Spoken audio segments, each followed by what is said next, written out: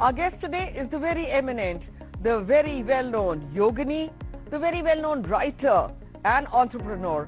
It is indeed my privilege and pleasure to welcome today Ira Trivedi. Many thanks for joining us for the Ira. नमस्ते निधि जी, मैं इतना खुश हूँ कि मैं आपके ये प्रोग्राम में आई हूँ। मेरा एक बहुत फेवरेट प्रोग्राम है, काफी चाइल्डहुड से, तो मुझको बहुत अच्छा लग रहा है। और मैं यहाँ पे बताना चाहूंगी, वो आपको देख के वो जान ही लेंगे कि आप इतनी फिट है और आपने योग में एक नया डायमेंशन लाया है and you are making people and youth gravitate towards yoga. I hope so. This is my mission. I feel in fact कि ये मेरा एक almost life का mission है कि योग को मैं सब कोने-कोने अपने देश में और अगर हो सके तो दुनिया में सब लोगों को योग करना चाहिए। और ये मेरी personal experience है कि योग has been truly a transforming experience for me. And I would like to pass on this message to everyone who I encounter and everyone who I meet. Ira, मैं आपसे पूछना चाहूंगी कि आप एक लेखिका भी हैं, आप एक स्पोर्ट्स पर्सन भी हैं, आपने स्क्वॉश बहुत खेला है और मेरे ख्याल से आपने राइडिंग भी बहुत करी है और आप एक योगिनी भी हैं। तो इतनी मल्टी फैसेटेड पर्सनालिटी जो आपकी है, आप अपने आप को कैसे परिभाषित करना चाहेंगी? I look at myself as a woman. और वो जो एक नारी शक्ति होती है, वो नारी शक्ति अपने हर एक काम में कोशिश करती हूँ कि मैं लाऊं। Whether it is yoga या मेरी किताबें या जो मैं NGO चलाती हूँ जिसको जो mostly young बच्चों पे और women पे ध्यान देता है, and all throughout my journalism, मैं जो topics जो मेरे सबसे ज़्यादा close to my heart and they are relating to womanhood, about the strength of women and about the promotion of women. तो जो जितने भी काम करती हूँ वो एक स्ट्रैंड रहता है अपने सब काम में। मुझको लगता है वो नारी शक्ति हर चीज में एक तो होनी चाहिए और एक वो विजिबल होनी चाहिए।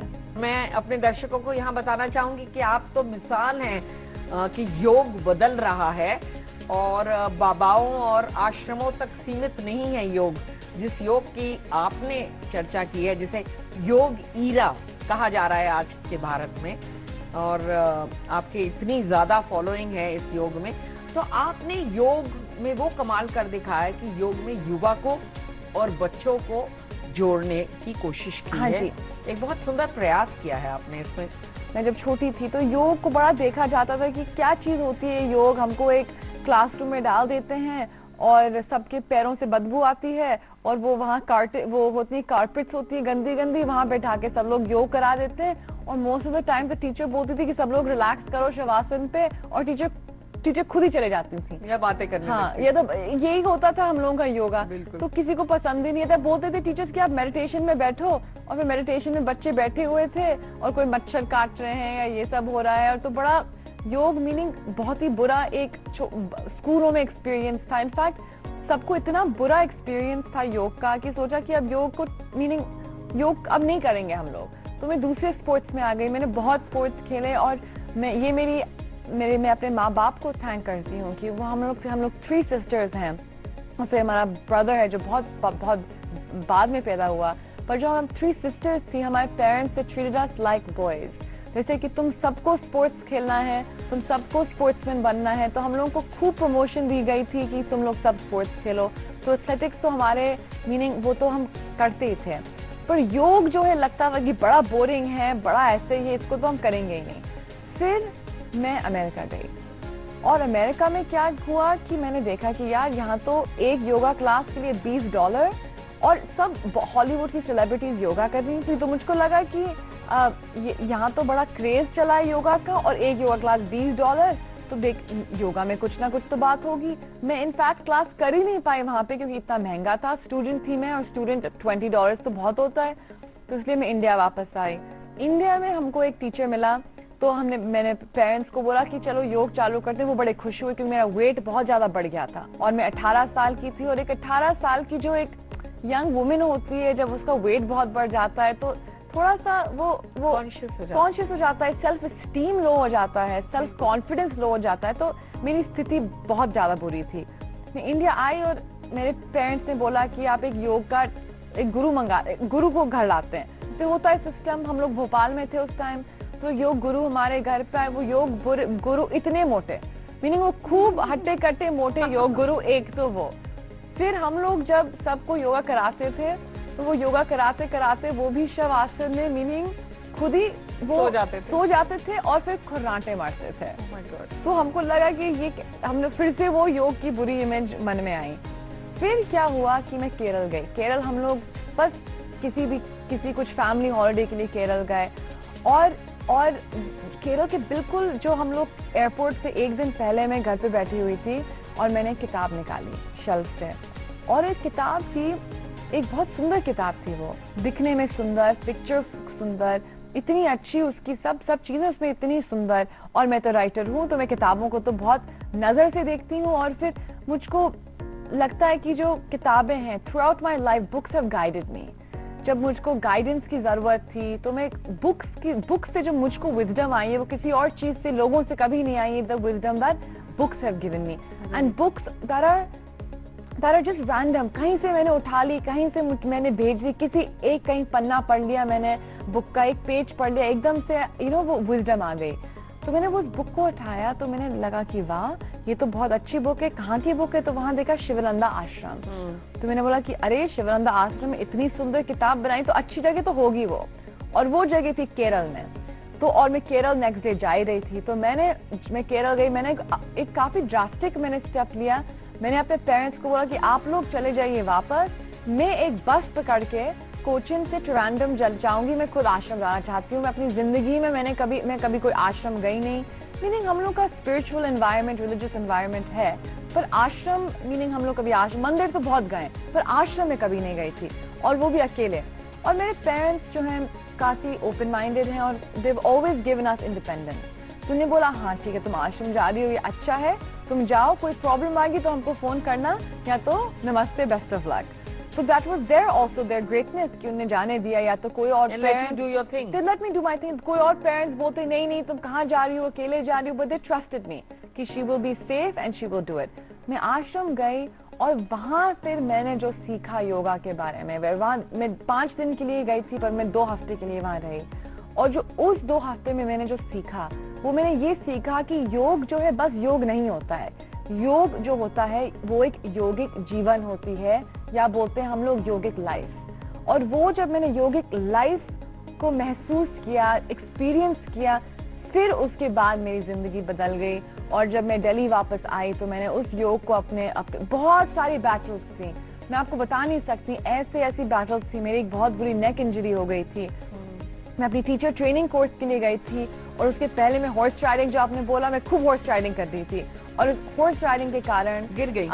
मैं गिर गई और मेरे गर्दन में मुझको वो काफी वो प्रॉब्लम आ गई। और मैं उसी टाइम पे और मैं काफी कंप्यूटर में मेरी किताब चल रही थी, मैं लिख रही थी उसको, तो कंप्यूटर में इतना स्ट्रेन, उसके ऊपर हॉर्स राइडिंग, तो सब चीज मिक्स अप होके मेरी गर्दन में बहुत बुरा सर्वाइकल प्रॉब्लम था। 3 महीने के लिए मुझको वो कॉलर पहनना पड़ा। तो इसमें भी हॉर्स लग गया होगा फिर योग प्रैक्टिस में? मैंने कभी हॉर्स नहीं दिया इसको। टीचर्स ट्रेनिंग कोर्स था मेरा, और सब लोगों ने बोला कि तुम मत जाओ, तुम्हारी गर्दन मीनिंग तुम्हारी गर्दन खराब हो जाएगी, तुमको कुछ वो हो जाएगी, तुमको नर्व प्रॉब्लम हो जाएगी, पता नहीं क्या लोगों ने बोला मुझको। पर मैंने बोला कि नहीं, मैं तो करके ही रहूंगी। और फिर मैं उत्तरकाशी गई और मैंने थ्रू द नेक इंजरी मैंने वो अपनी टीचर ट्रेनिंग की, and I am so happy I did it. I am so happy कि मैंने वो I took that struggle and I took it along with me. तो ऐसी बहुत सारी किस्से हैं योगा के जर्नी में। पर योगा की जो हम लोगों को लगता है योगा एक फिजिकल प्रैक्टिस है, पर मेरे लिए जो ये योगा है इमोशनल एंड स्पिरिचुअल आल्सो, और वो एक शीशा है। जो जिंदगी होती है उसका एक शीशा अपने फिजिकल फॉर्म में आ जाता है। जब हम लोग एक आसन करते हैं तो कभी इजी नहीं रहता है, कभी हर एक आसन मुश्किल रहता है, कभी एक आसन लगाने में 2 साल लग जाते हैं। जैसे शीशासन, शीशासन हमारे शिवानंदा जो हम लोग योग करते हैं उसमें बोला जाता है, एक्चुअली सब ट्रेडिशन में बोला जाता है कि शीश आसन होता है द किंग ऑफ ऑल आसन। जिसके सबसे ज्यादा बेनिफिट होता है वो होता है एक शीशासन। तो मैंने खूब कोशिश की, और मेरी तो गर्दन में तो प्रॉब्लम थी, और अब शीशासन लगाए जा रहे हैं और वो गर्दन में इतनी प्रॉब्लम थी, पर मैंने बोला कि इसको कोशिश करते रहेंगे, हम करते रहेंगे।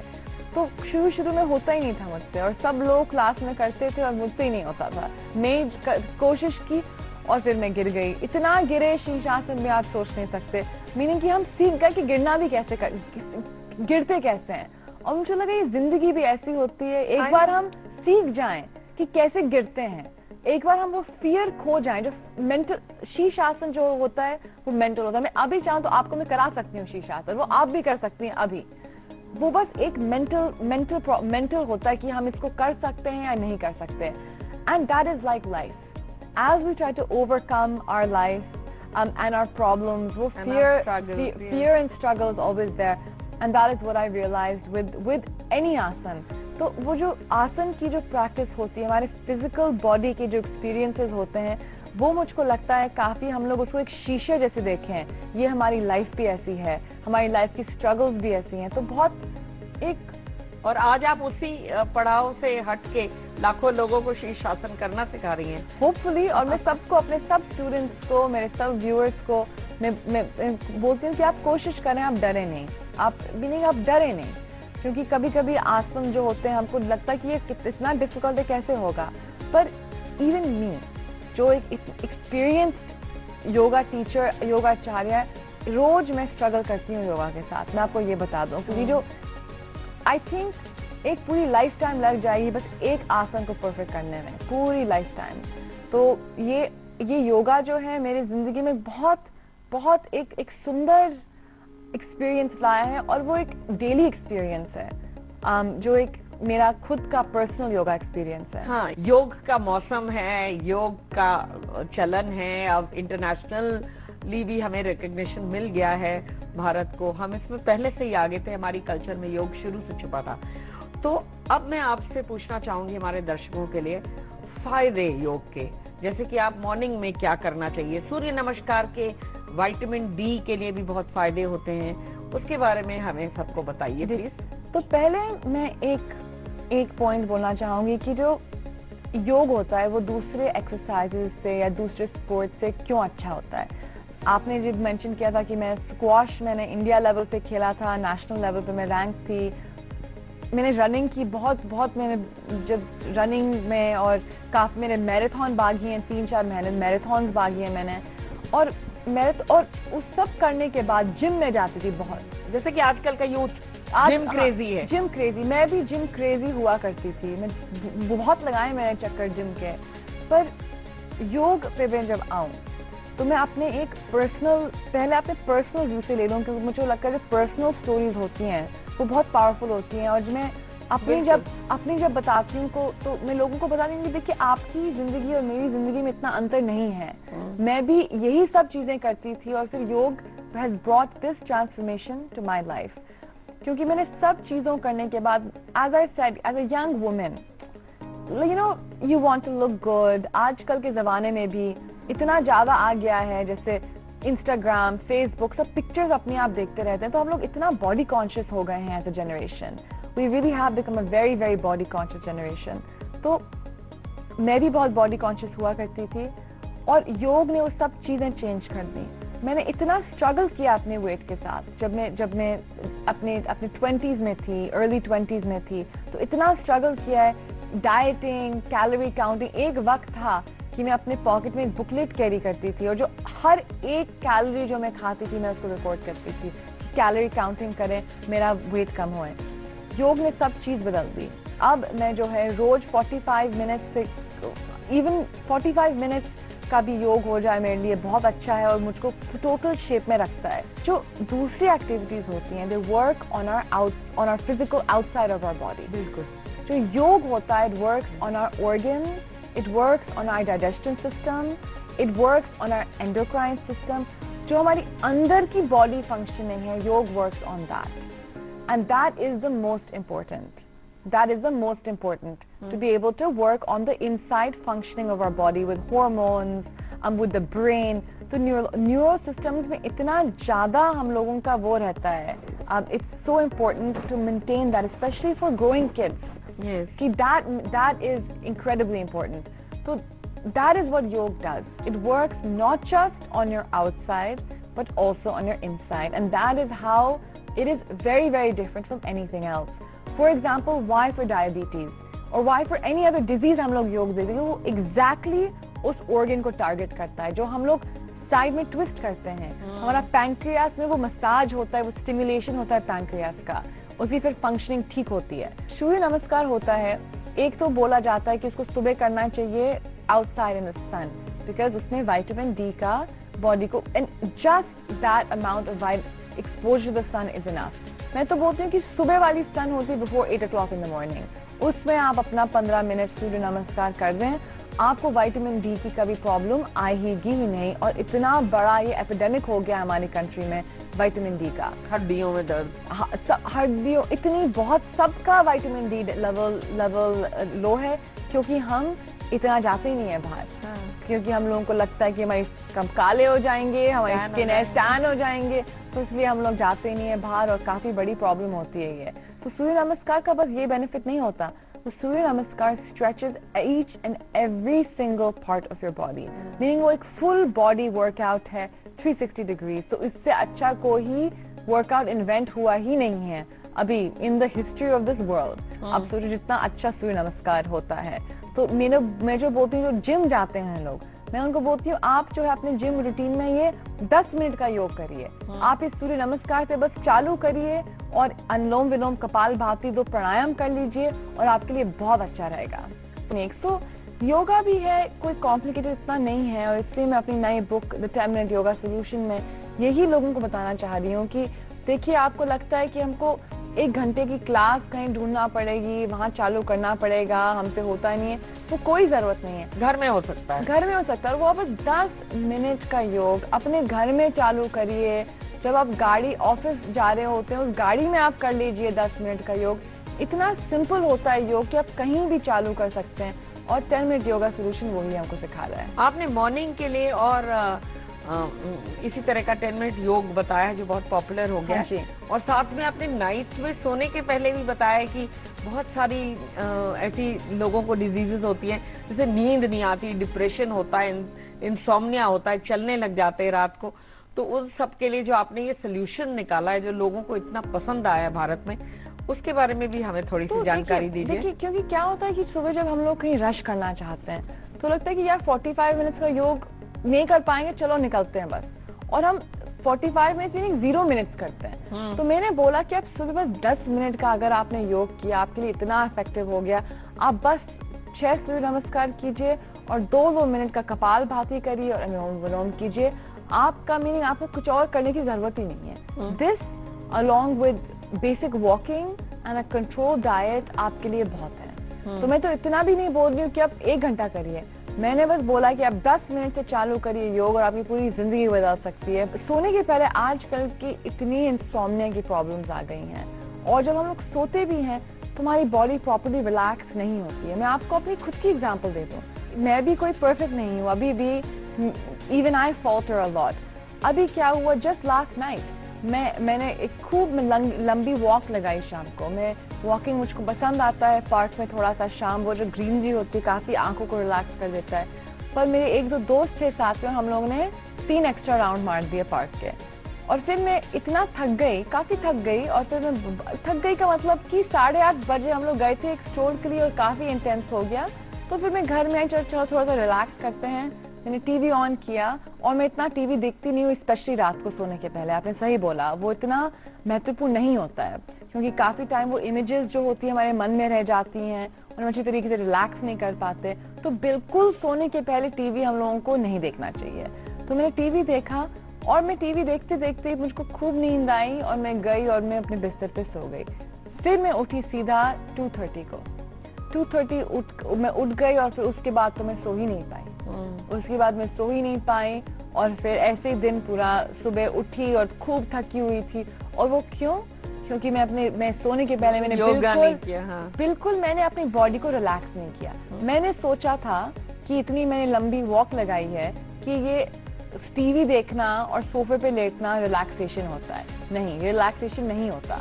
इनफैक्ट इससे मेरी बॉडी प्रोबेबली ज्यादा एक्साइट हो गई थी एट वन लेवल।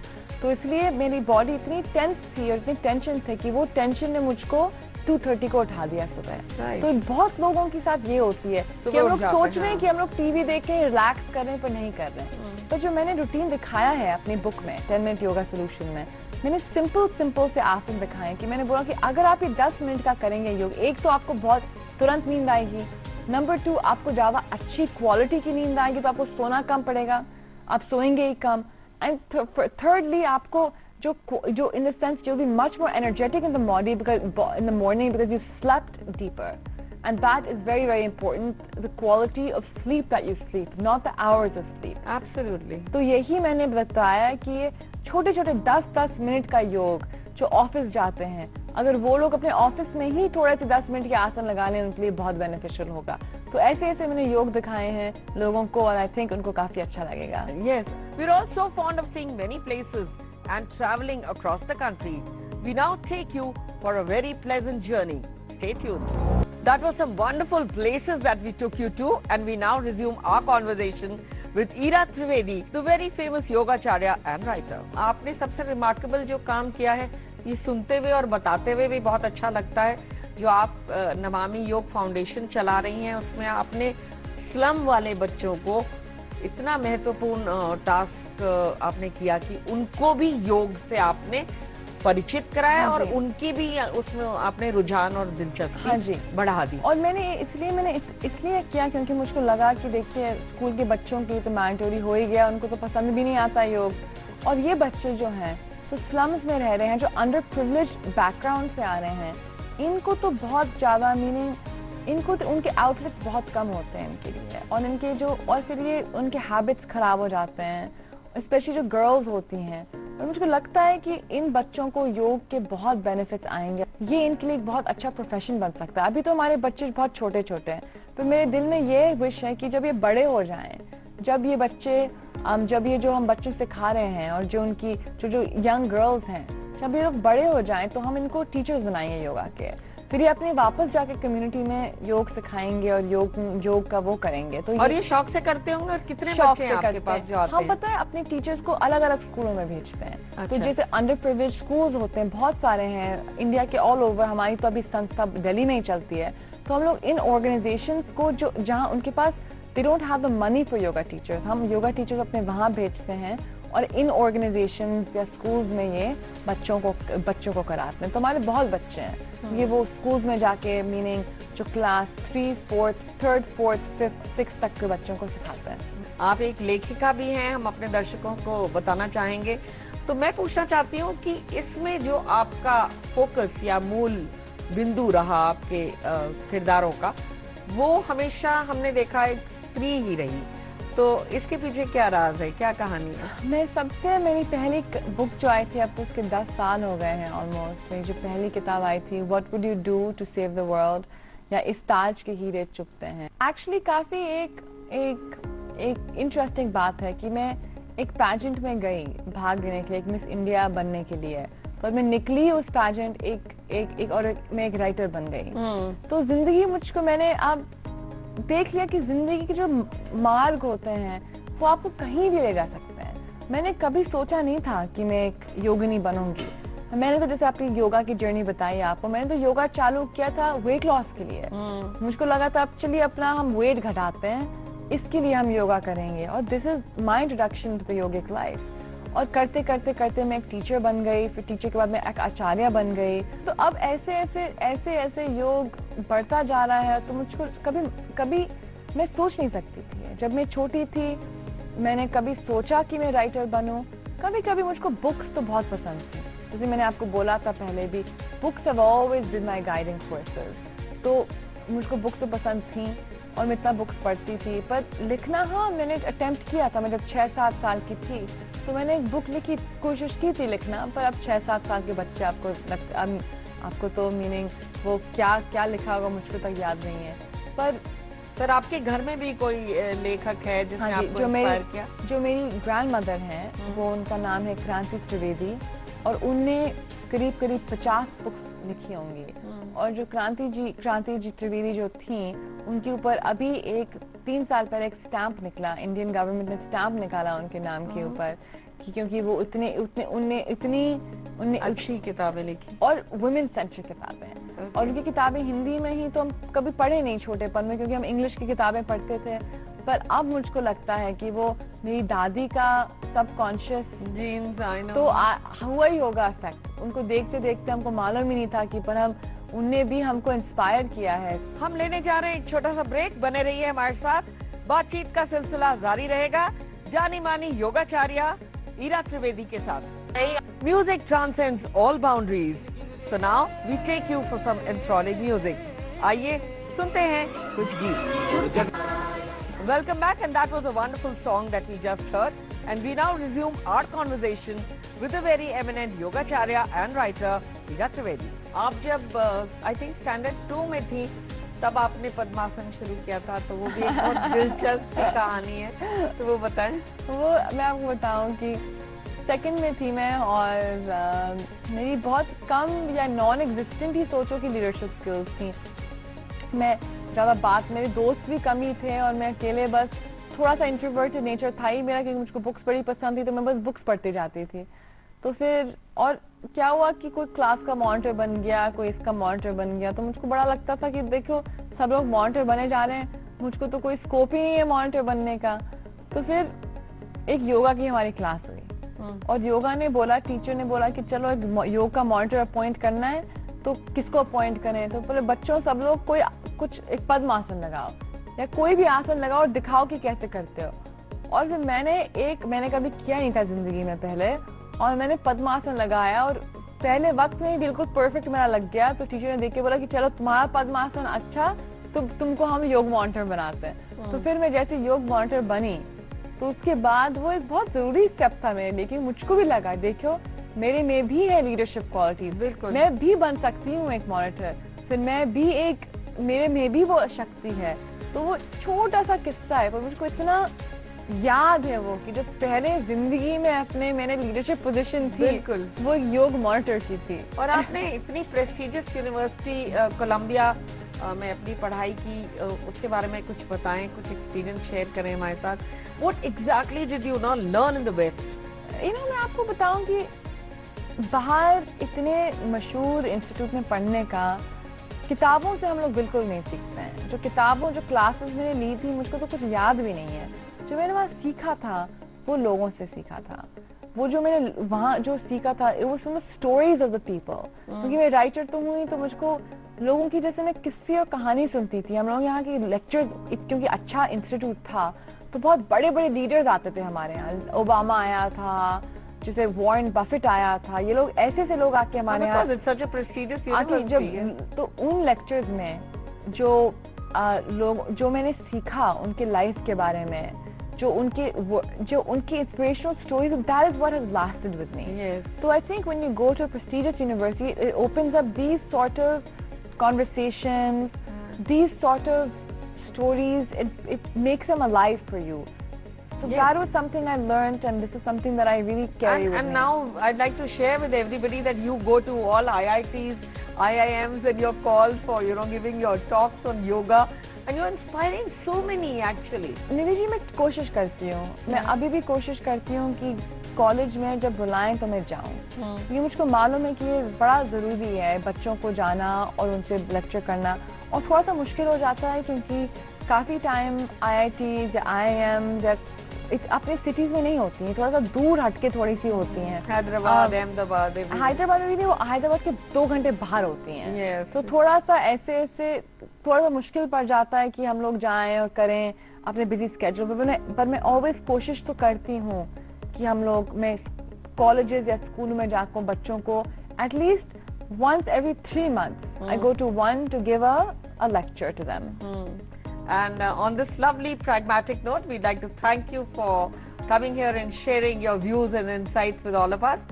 And हमारी सबकी यही कामना है कि you scale greater heights, और आप और लोगों से जुड़ें और लोगों को योग के फायदे बताएं, और बच्चों को खासकर thank you Nidhi ji, thank you बताएं और बच्चों को अपने साथ जोड़े, थैंक यू निधि जी। यही भी मेरी क्योंकि योग का मौसम है भारत में। हाँ जी, और योग की पर बातचीत एक है। योग ये मौसम नहीं होना चाहिए। योग जो है एक परमानेंट मौसम होना चाहिए। बिल्कुल एक बिल्कुल। परमानेंट मीनिंग वो एक global weather and permanent weather होना चाहिए कि लोग करें रोज योग। रोज ऐसा नहीं कि बस एक दिन योग दिवस में कर लें। मेरी ये इच्छा है कि वो एक दिन से इंस्पायर होके अपने जीवन में इसको इंकलकेट करूं। और मैं सब व्यूअर्स को बोलना चाहती हूँ कि the journey begins just 10 minutes of yoga. आप बस 10 मिनट योग करिए और आपकी पूरी जिंदगी ट्रांसफॉर्म हो जाएगी। और ये मेरा खुद का आपके पास पर्सनल प्रॉमिस है। On this note, thank you so much. Nidhi ji.